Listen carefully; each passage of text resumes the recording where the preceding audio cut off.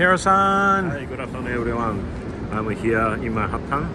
Today I'm going to event of the Yame Cha tea company from Fukuoka Prefecture, collaboration with Crown Shy and Kettl. So let's go. All right.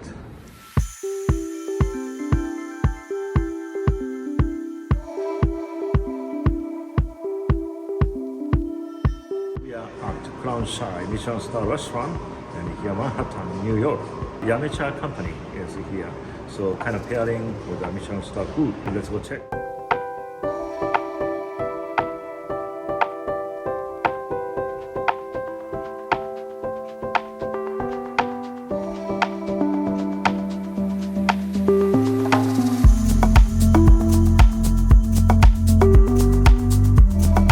Please welcome Ms. Tomoko Yamakita, the Director of Export Promotion Division. She flew in from Japan yesterday to host today's event. Ms. Yamakita is dressed in the Japanese traditional clothing, the kimono. Please welcome Ms. Yamakita.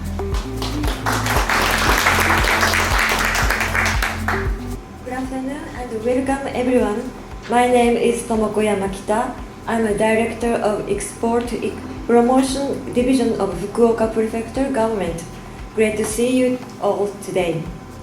Thank you very much for making your way today for special pairing, lunch and seminar of Yame Tea. I just flew in from Fukuoka yesterday and I'm very excited to host this seminar in New York, the #1 city in the world. We, Fukuoka Prefecture, are committed to the expansion of our agriculture products and we are working with the world's best restaurants.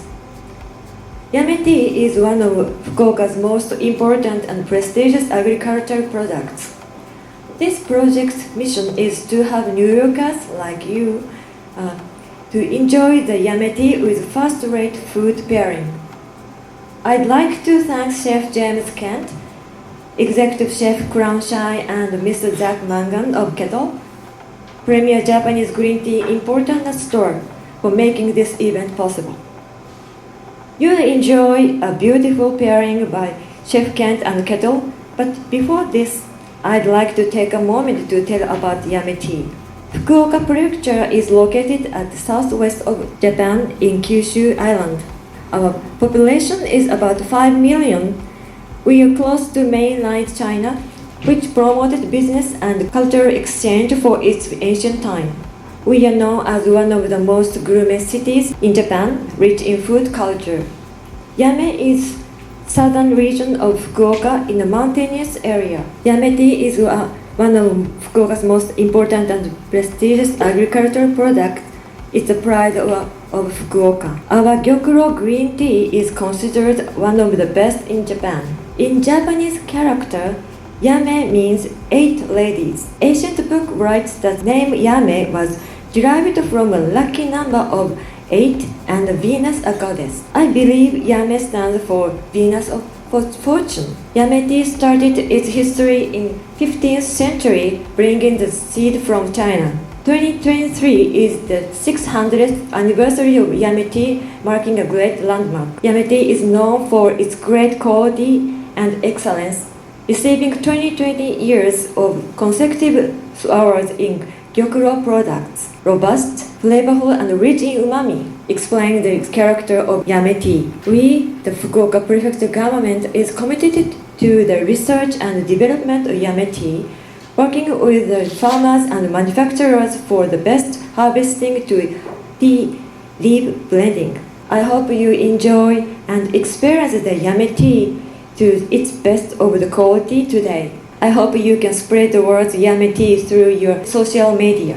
Again, thank you very much for coming to today's seminar and I hope you will find happiness through Yame tea. Thank you. It's really nice to see you face to face and thank you so much for making your way today in a chilly day.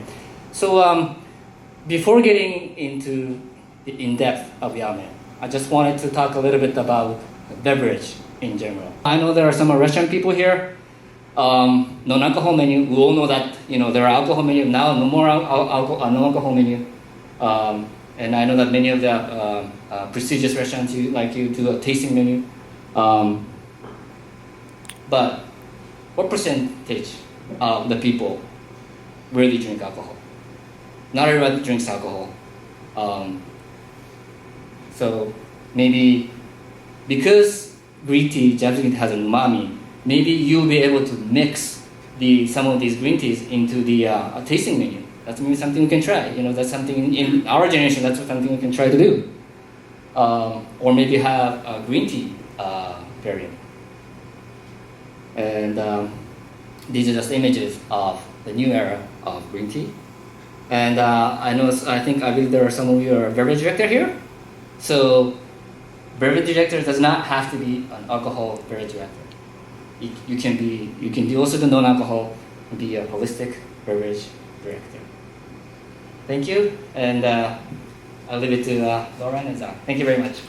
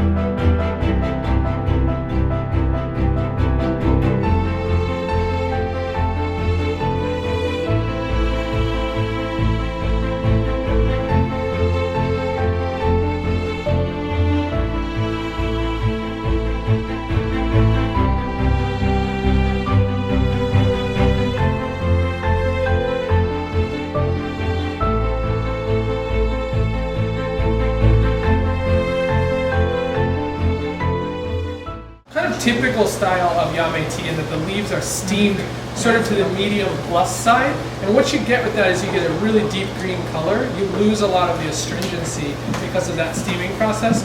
And then you get kind of this like soft sweetness when you brew the tea. I always talk about with any good tea or any good wine, it's sort of that combination of what the farmer or producer does and what they decide not to do. So something that might not be a very expensive tea and you feel it's a little raw tasting or has maybe a little bit of bite to it, adding heat tends to sort of like mellow things and it brings the sugars more forward. And it's also kind of a regional choice. If you go to, for example, Fuji and drink sencha there, it's going to be much different. You're going to have much less post-firing. There will be some, but it's mostly to lower the amount of moisture in the leaf. So you want to get your moisture below 5%. So you're really looking at like 2 to 3% moisture for stored tea or tea that you're going to sell in the market. You see how you have almost like a slight yellow tinge or like a lighter lime green versus this like very dense green? That's that firing process. But the reason to answer the question on why this one's going to be much deeper and darker and this one is going to be lighter is because when you steam it, you release the chlorophyll. So as you steam it, the leaf breaks. If you imagine a leaf is rolled, nothing's going to escape from it. But when you break it at any point here and here, the chlorophyll is going to come out. So that's why you get that dense color. And that's sort of, in Japan, a more popular, like for the consumer, that really bright deep green color is very popular. So steaming has, over the course of the last maybe 10, 15 years, deeper steaming has become more popular because the customers really like it, and it also makes it very easy like to brew and very mild. This tea, while very, very elegant, requires maybe a little bit more care and attention when you brew it because it can become astringent for the reason we talked about earlier. It's less processed.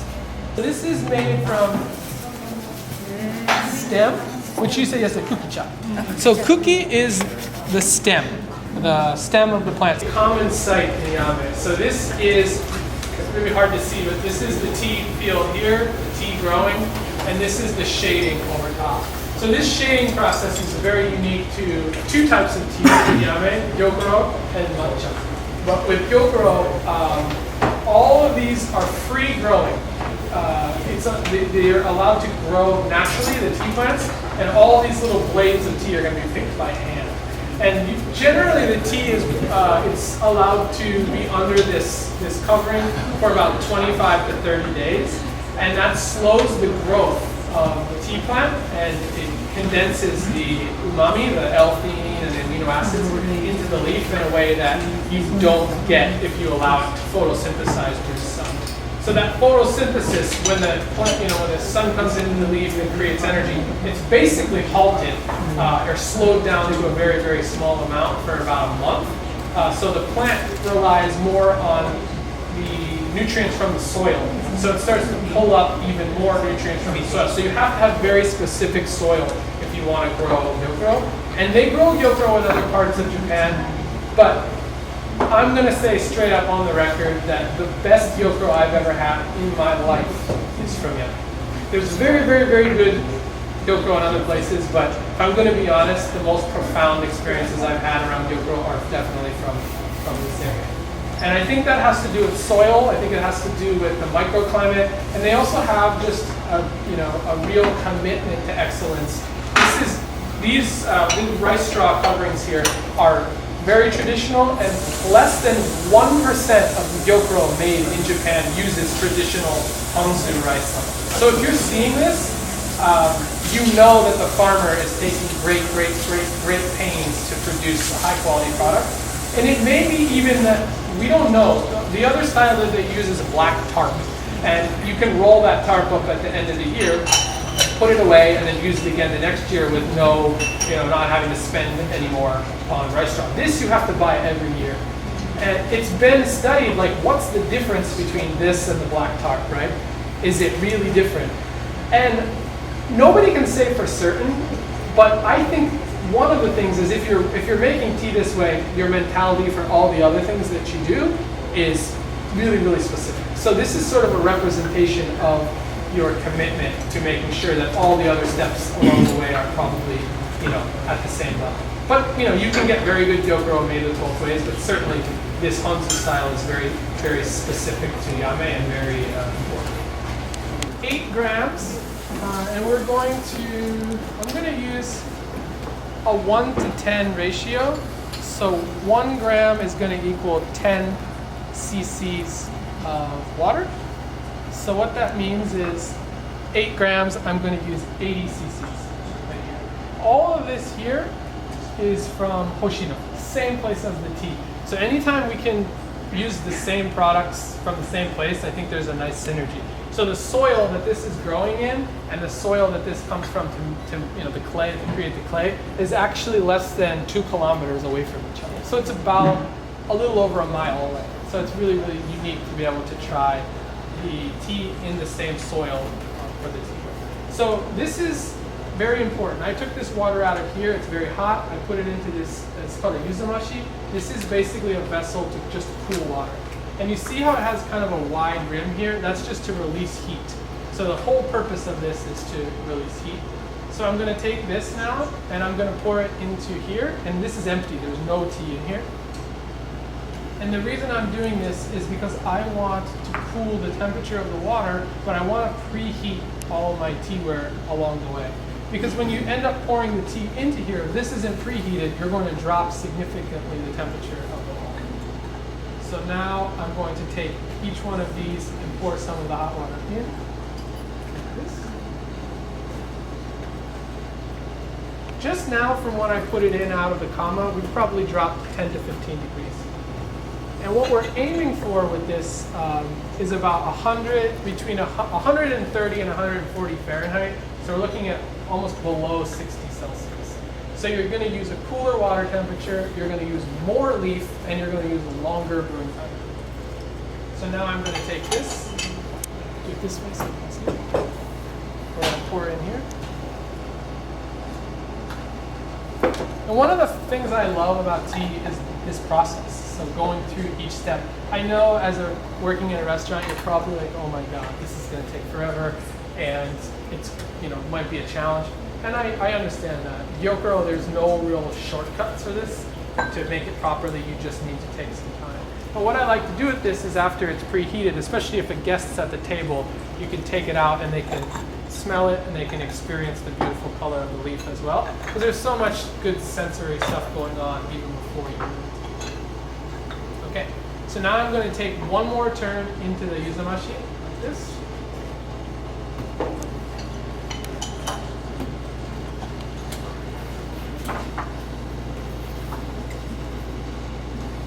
So now, people say, do you use a thermometer? I actually don't, but you can start to understand by touching. This is probably, I'd say about 160, but by the time I pour it in here, it's going to drop a little bit more, and then slightly more when I pour it here. So one key when putting the water in is we want to make sure we try and get water to be in contact with all the leaf. So what I like to do is just go in and kind of pour in a bit of a circular motion. If you've ever kind of done pour over coffee, it's a similar style, just kind of making this little concentric circles. And now we're going to brew this for 2 minutes. The one thing I like to do, this tea can be brewed a second time and a third time. So I'm going to show you, this is, we pour each 1, 2, 3, 3, 2, 1, like that. And the reason we do this is to make sure that the strength of the brew is the same for each cup. Because if we were to go 1, 2, and finish 3, as you go towards the bottom, it gets stronger. So you'd have, this would be the strongest, this would be the lightest. And you see, like, some people might say, okay, it's done, like I'm done. All of these drops here are very, very, very important because they've got this really rich, developed umami. So we're probably halfway there. Once you get to these drops, you're about halfway down. Oh, you got it? Yeah, so maybe go for it. Okay. They're all okay. So then we'll put on a tray. Okay. Not typical to Japan in recent, since the 1800s, they sort of stopped making black tea there. But recently, they've started to produce more black tea, and it's becoming each year a bigger part of it. And this comes from something called benefuki. Benefuki is the cultivar. Bene, you see like benehana, like it's like red. So a lot of the cultivars that have that bene in front of them, their cultivars that are meant to make black tea. Because in Asia, like red tea equals what we call black tea. So this is a cultivar that came from Sri Lanka and then was blended with a cultivar from Japan, so it's kind of a hybrid. So you'll notice we actually have, this is called a ishiusu, it's actual stone mill from Kyoto. So we brought this here against the manufacturer's suggestion. They said, don't bring it. It's not, you don't need it. It has a lot of maintenance. Like, I don't think he wanted to do the maintenance on Zoom, so I think that's one of the reasons he told us not to get it. But we flew it in, and we have it here, and it's been one of the best decisions we've ever made, because we can actually mill, not just in like a hand mill or an electric mill. This is actually a professional mill where we can make matcha from unique tencha. So I just wanted to point that out, because a lot of people, when they think of matcha, they're not sure exactly how it's made or where it comes from. So this is this exact mill. It's 2 pieces of granite, top and bottom, and a very specific pattern is cut between the stones. And then when it turns on, it actually mills 40 grams of matcha an hour, so not a lot. And I wanted to show everybody the material. This is called tencha. Tencha is the base that goes into the mill that is ultimately becomes matcha. So farmers don't grow matcha, they grow tencha. So tencha production in Yame is something very, very important, and it's growing every year, because obviously matcha is significantly more popular than gyokuro. But you do still see both gyokuro farmers and tencha farmers.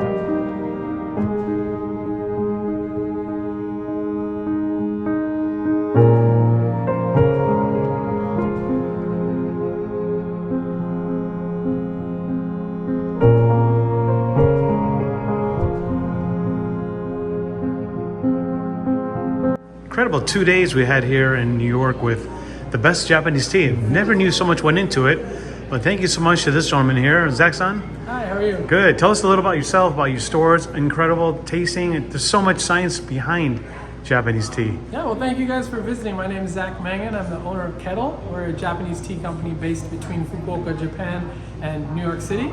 And today we're in our shop in Brooklyn, New York. We have also a small shop over in Manhattan. And we focus on high-grade Japanese teas. So we work directly with the farmers. We buy the tea weekly, and we repackage everything at our office in Fukuoka, and then we ship it over here. And at our flagship cafe where we're at today, we do tastings, we do classes. You can come in and just have tea and learn about tea. We also feature ceramics and pottery from Japanese artists. Amazing. Yeah. And get more information. Information is down below. Yeah, you can find out more about us down below at kettl.co. You can give us a follow at kettl tea or on Instagram. And yeah, we'd love to hear from you. And if you're in New York, please come by and check us out. Yeah, definitely stop by. What a beautiful boutique shop. Thanks for coming. Yeah, today I have a lot of things around. Right? Yeah, then so far I got a best matcha. A matcha, right? I had that too. So I wanted to give you a little gift as you leave New York. This is the Shinmei matcha from Yame and Fukuoka. I hope you enjoy it. Thank you very much. You're welcome. Now, do you have the right porcelain hero for that? Send me All a right. photo, okay? Sure, After you make I your do first this bowl, way. please. I want to Sure, see how it turns yes, out. I do. Thank you.